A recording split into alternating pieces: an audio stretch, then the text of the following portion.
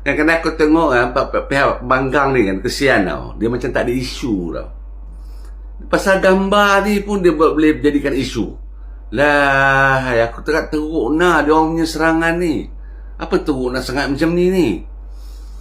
Gambar ini tidak menunjukkan PMX akan membela dia. Faham tak?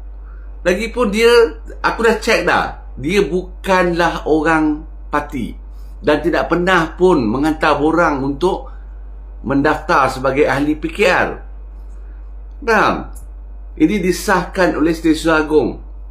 Nampak? Dan juga kalau setakat pakai baju ni, tak ada dalam undang-undang parti itu, orang yang tidak berdaftar sebagai ahli tak boleh pakai baju parti. Tak ada. Kan? Jadi bebas. Dia nak pakai baju PKR ke, dia nak pakai baju UMNO ke, dia nak pakai baju apa pun, parti pun, tak ada masalah. Kan? Dan kalau pasal pembebasan dia sebagai tertuduh dibebaskan oleh mahkamah, itu urusan mahkamah. Tak ada kena mengena dengan PMX pun. Yang patut korang tanya, yang patut korang cek, jika benar dia bebas atas tuduhan yang dia hadapi, kau tanyalah dengan mahkamah, kau tanya dengan pihak pendakwa raya.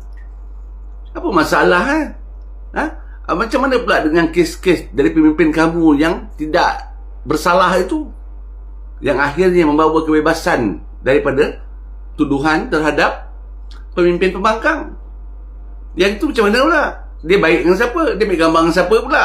Aduh, kadang-kadang bawalah isu yang boleh membina. Dan kalau kau nak tahu, PMX ni dia memang bergambar dengan siapa je pun.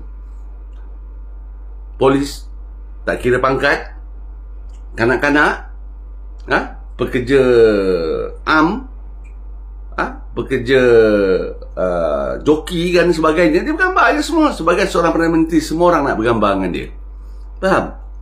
Jadi dia sebagai Perdana Menteri yang baik, Perdana Menteri yang memahami rakyat, akan melayani rakyatnya dengan baik, dengan sopan santun dan dengan adab. Faham?